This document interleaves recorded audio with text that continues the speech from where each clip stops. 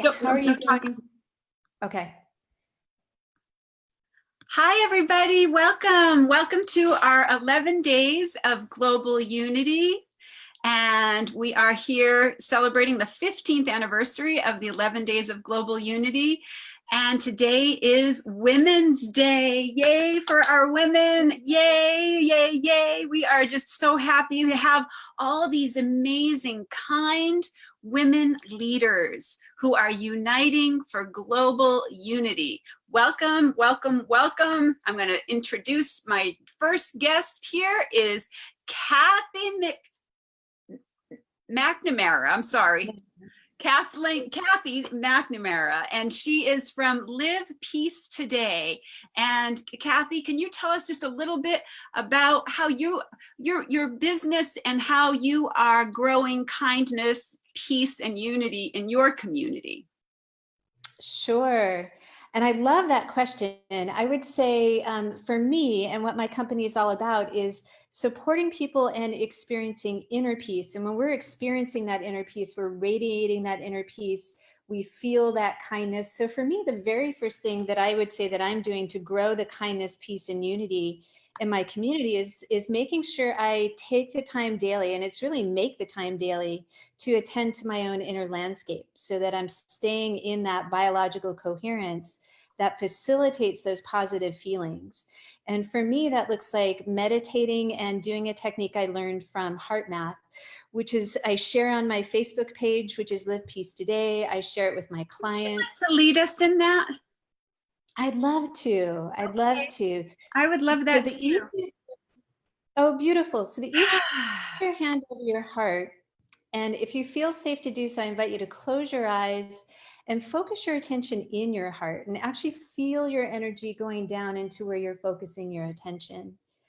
And as you do that, begin to slow your breathing down a little bit deeper, a little bit slower than you normally do.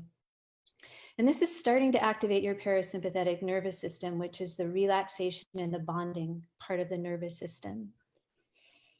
And as you're breathing slower, deeper, I invite you to imagine that you're breathing into the area of your heart, right in the center of your chest. And when you're exhaling, imagine you're exhaling from that same place.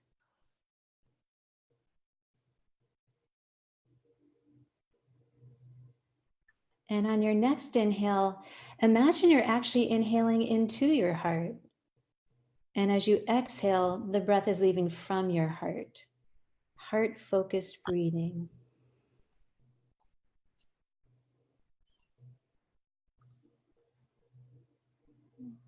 And you can feel your nervous system starting to calm down. And then tell your heart to activate a coherent heart feeling. So that might be peace, kindness, caring, love, whatever feels accessible to you right now. The easiest ones are usually gratitude or compassion. So if you're not feeling great, activate a feeling of compassion. And the way you do it is you tell your heart, activate a feeling of compassion. And often that will start the flow. And if it doesn't, tap into a memory of compassion, a time when you've either witnessed it, received it, or you can think of an icon of compassion. A lot of people use Mother Teresa for that one. And once the feeling has started to flow in your heart, tell your heart to send that frequency to every cell in your body. And your heart knows how to do this. In Qigong, we know the heart is an energetic sending and receiving station. So you just say, heart, share this frequency with every cell in my body. And what they show in the labs is that this is balancing your biology. This is getting you into that biological coherence that facilitates all of the positive feelings. And when you've done it long enough that you're balanced, the sympathetic nervous system excitation, that fight flight that's so easily triggered in the world today, it actually opens up more of your brain capacity. So you can perceive a wider landscape, which leads to greater understanding. It helps you communicate more efficiently verbally, and it helps you make better decisions. So you stay in that balanced state. I love And then if you want that. to share it in your community, just tell your heart, send that out to the world or Yes, send it to everyone, someone as you you're know coming loves in, please that. share this out, and let's send this out to everyone on the planet right now. That beautiful coherence, that love and acceptance, and just taking that global pause. We have another beautiful friend of ours, Deborah Green, who is Live a Moment, and she has an app that is for everyone to take a global pause, and it's a Mm. beautiful, beautiful app that gives you 3 minutes to just be in that in that beautiful unified field, Mm. knowing that unified field and then taking those 3 minutes to really get into the pause. And then it has you can choose how you feel and put in all 3 different ways that you feel, and then it shows you people who are feeling the same way as you on the planet. Wow. Isn't that Wow. incredible? That's my Beautiful. beautiful friend, Deborah Green. She's at a youth summit in New York City. She actually started a movement called our stateofpeace.org. And Mm. she goes around and talks to people about their state of peace, where their peace is in how they're feeling about peace in the world. So I absolutely love the work that you're doing, Kathy. And I want you to give just a little more of a background of how, what lived peace today is and where it came from and how it's evolved, and what exactly are you seeing for its vision in the world. And I'm so excited that we've become friends, and I'm so grateful for all the work that you're doing to help us raise the levels of kindness and compassion and unity on our planet. I appreciate that, Karen. I'm so grateful that we've connected and that we're getting to do this and that we're getting to know each other better. And Live Peace Today as a company actually started because the International Council of 13 Indigenous Grandmothers came to the town that I was living in and gave a conference. And it was amazing because they had representatives, the wisdom holders from different First Tribe traditions from around the world. And apparently in all these different First Tribes, there are prophecies about this time we're living in right now, and that humanity is going to need to go through and has the potential to go through a massive transformation. And it's really all about moving from the head down into the heart, moving from that way of being, they call it the two-hearted path, where we're divided in our hearts, where we've been taught to value money above everything else. And you can see that playing out on the world stage, where corporations are prioritizing the dollar over caring for our world and caring for nature, which really supports us, which is kind of crazy. And the shift that's needed is to really go into what they call the one-hearted path, where we recognize our oneness, we recognize our unity. And part of the way to do that is to move out of the head into the heart. And that's what got me to go, once I learned that, to go study with the Institute of Heart Math. Like, how do you do that? It's easy to say that. And in the year that followed, when they came, a lot of Indigenous elders came to my town. And one of them was a Mayan spiritual elder called Akta. And he shared in his country, it's just a known thing that the parents teach their children how to do that. That's one of the roles of the parent. And he was shocked and a little bit horrified to go around the world and find out that's not true everywhere. And so I really looked at myself and how well was I living from my heart? And I had to say, I hadn't fully recovered from a kind of hard divorce. So I looked for who's teaching that, and that connected me with Heart Math. And right at the time all that was happening, I was in certification with the Napoleon Hill Foundation. And if you know his work, it was really about what are the principles of success? What can all of us do to create success in whatever we want to do? And what was amazing is when I studied the prophecies, and I looked at his keys, they're almost word for word. They Yeah. almost say the exact same thing. And so that's how Live Peace Today as a company got born. I was already leading some friends through his work. And one of his keys is you have to know your purpose. And one of the keys to peace, shifting out of that two-hearted path into the one-hearted path, like for me growing up, I was taught you can't do what you want, you have to do what's going to make you good money. That's a Mhm. two-hearted thought form. In the one-hearted path, you realize you have a sacred purpose. Mhm. And your job, and what I heard from so many of the elders of what we each need to do, is do what it takes to make your dreams come true. Right. That's what's going to make that wave of peace going out into the world. And Mhm. so with my company, I work with clients to help them find their life purpose and really step into it. And one of the keys for me with that is one of the other prophecies, which was clear the ancestral patterns that keep us acting in the old ways, that keep us caught in those thought forms of the answer is go for the money. And so I was already trained in something called resonance repatterning, which is, clients just say it's magical because it uses kinesiology to go in and tap into what are those patterns that are Mhm. getting in the way of you stepping into your purpose in a powerful way. So that's the main work that I do with clients, is that combination of what is your purpose? How do you get into your heart? How do you tap into that wisdom? To me, that's the place where we're all one. That's the place that source speaks to us. And so if you can tap into that in a consistent way, and through the scientific studies that HeartMath has done, they've developed ways to do that. And then you're clearing the patterns in the way. That's what's going to get us back into that one-hearted path that really is the pathway to peace. Mhm. Wow, Yeah. that is so beautiful. And what are the best ways for people to get in touch with you?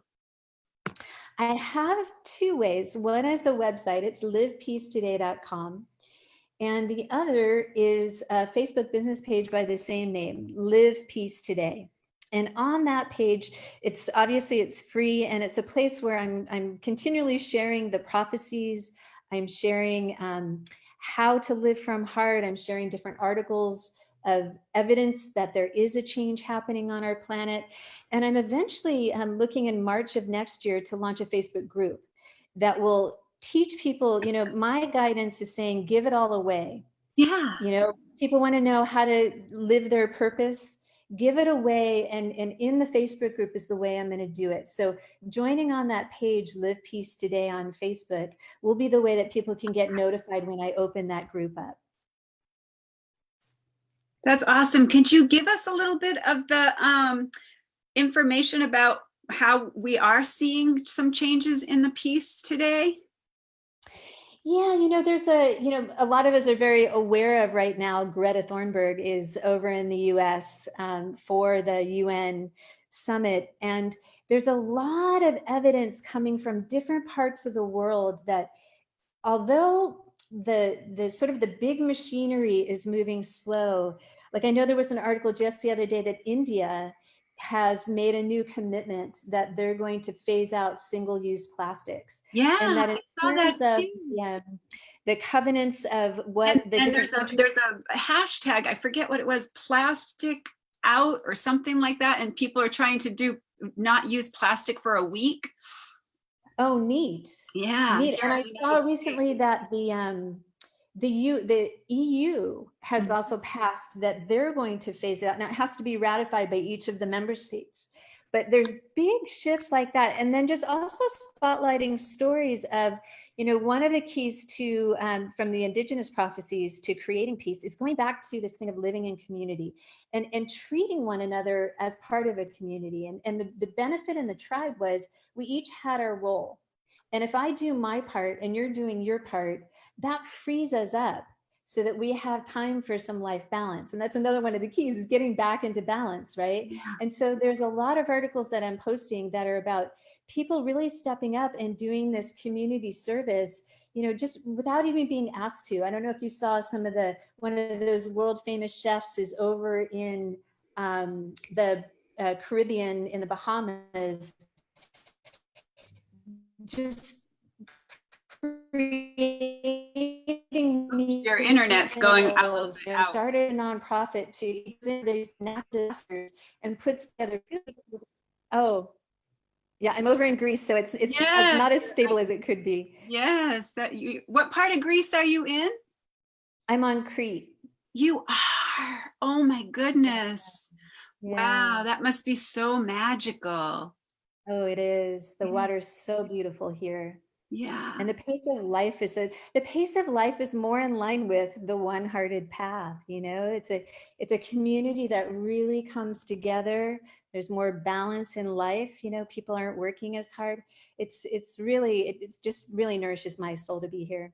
That's awesome. And maybe you might want to join us in the Gardens of Global Unity. We have a website called gardensofglobalunity.org, and we are asking people to share with us a garden in their area, or a beautiful park, or someplace that's really that you love to go to for peace and unity. And we're asking people, if you're having a festival, we have a festival happening in our town, and it's thousands of people are coming here, and the mayor is going to dedicate our park to being a garden of peace, and so that we can let people know. They're going to have me do an opening ceremony and a closing ceremony, and so I want to hear more about the prophecies and the 13 grandmothers, and what do you feel is coming about with our society? Like, Greta is part of that prophecy, right? Absolutely, That the absolutely. rainbow children were going to come, and that they were going to come in all different colors, all different shapes, all different sizes. And she's got Asperger's, and she has said that that's her superpower, and I love that. I loved that. I saw that yesterday. Yeah. Yeah, and she's actually kind of a fulfillment of one of those prophecies, in that they talked about their tribes before the European invaders came. Right. In tribal life, the children were honored as equals. So Uh-huh. that restoring of balance is honoring the elders and honoring the children. And in that tribal life, the masculine and feminine were equally honored and respected, and they had different jobs, but they knew it's like the left and right wings of the bird can't fly well if it's one or the other. And they talked about when the European invaders came, and they brought forth this idea that the masculine and the sort of the people in adulthood are the only ones to be honored. We lost our balance. And so that's one of the keys that they talked about, is that, and I really researched that. They talk about the rise of the empowered feminine, of which Greta is, a perfect embodiment of, in that she's, fully self-accepting. She sees the way she is as a gift that allows her to have the impact she came here to have. She's truly living her purpose. She's not letting anything stop her. And when I researched what does that mean, one of my mentors is the Indian saint Amachi, and she's done a lot of speaking on this empowered feminine. And part of what she felt was needed to create the shift back into balance is the feminine actually needs to forgive the masculine for that imbalance that we've been living under for so Of long. the So it's colonization. yeah. And it was That's fascinating when what I Marianne went. Williamson has been talking a lot about, is, a lot of forgiveness and retribution. And she's really opened a lot of communication opportunities, and she's going to be in the next debate too. And I was so excited heard Nice. that. And also Russell Brand has gotten involved.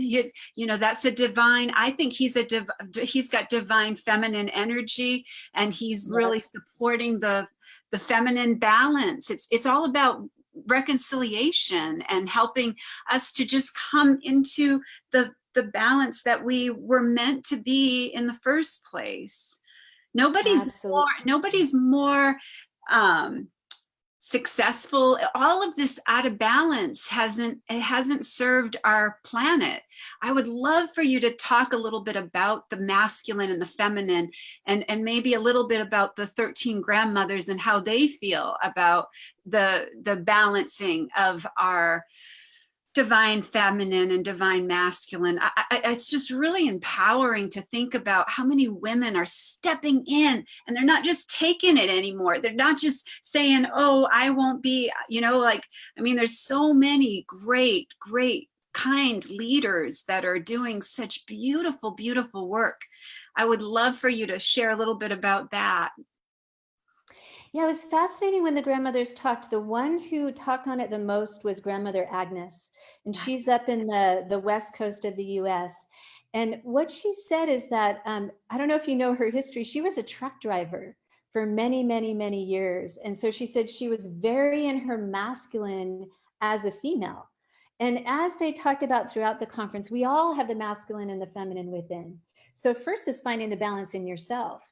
And Yeah. as you said, how do I stay in touch with the, as a female form, to hold that strength and not be out of control with it either, to have that, the living from the heart and being strong in who I am, and really stepping into my purpose. And what she said, she's the one who shared with me that the hardest journey she ever took was from her head down to her heart. And the Uh-huh. head is kind of like the masculine. It looks at the brain, and Amma talked about this too. The brain is there to categorize and dissect and analyze and figure things out. But Amma said in the Judge. West, we have it upside down, that in fact it's the heart that is connected to source. Right. And that's where the plans, the blueprint for our divine path comes to us. Yeah. And then it's the brain's job to figure out, how do I do what the heart is leading me to do? And that's what the grandmothers were talking about, is when we began, in their tribes, they watched it happen. A lot of them are elders who saw the colonization, begin to change, that they have the verbal histories where they've passed it down from wise woman to wise woman, Right. to see where they lost their way in that balance. And Absolutely. so what fascinated me, though, about the Institute of Heart Math is they actually say the strongest heart, the strongest being you can be, is with the most wide open heart. Mm-hmm. Because when you truly have the most wide open heart, when your heart is fully functioning, it means your heart protector is also fully functioning. Yeah. And your heart protector is the part of you, they talk about it in the Chinese meridian system. It's like the moat, the bridge over the moat that leads into the castle being your heart. And when that's fully functioning, when your heart is open, it's not closed and protected, you know when to open up and let somebody in, and you know when to raise the drawbridge. And keep people at a distance. One of the spiritual teachers that I learned from said, there's some beings you need to love from a distance. Yes. We decide, who we let in and who we don't. And that's part of that empowerment that you were talking about, this standing up for ourselves. It's a wide open heart is not a doormat. People get that confused. These things are not the same at all. Yeah. So that whole, the feminine. Love that. A wide open heart is not a doormat. That is awesome. That's a great tagline. I love that.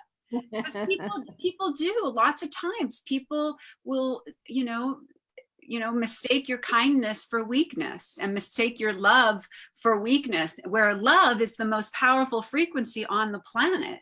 So Dr. David Hawkins said one person who's vibrating with love in their heart, peace on their mind, and kindness in their actions is counterbalancing 750,000 people who are in the low vibration of shame, blame, and bigotry.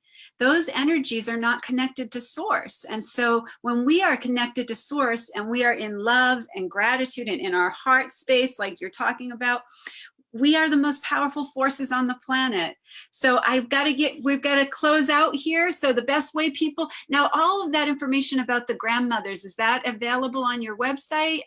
Or on the Facebook page?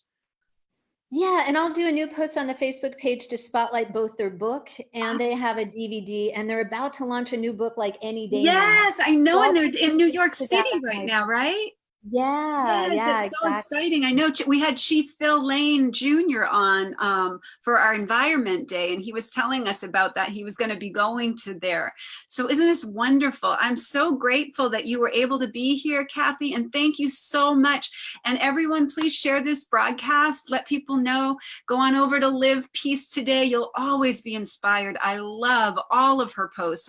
Tag me anytime, Kathy, in anything that you're sharing, and I'll really amplify it on all our platforms. And thank you, everybody. We have Annalise Smithson coming up in 4 minutes. So we'll see you in 4 minutes, and everybody have a beautiful day of women. Celebrate the women in your life and really, really think about, if you're a woman, are you in balance with your divine masculine and your divine feminine? You're like, what did we just see? I just saw Lori said, we are all responsible for our own balances and imbalances. And that's the truth. And we're all responsible for our own inner peace and outer peace. We're responsible for our own. That's what Deborah Green said also. We're responsible for 3 feet of our peace. And that's what she started with this app. So everybody check that out too. Go to liveamoment.com and get the app to have a global pause. And bye everybody. Thanks so much for being here. Thanks so much, Kathy. You're welcome. Thanks for having me. Bye-bye. Okay.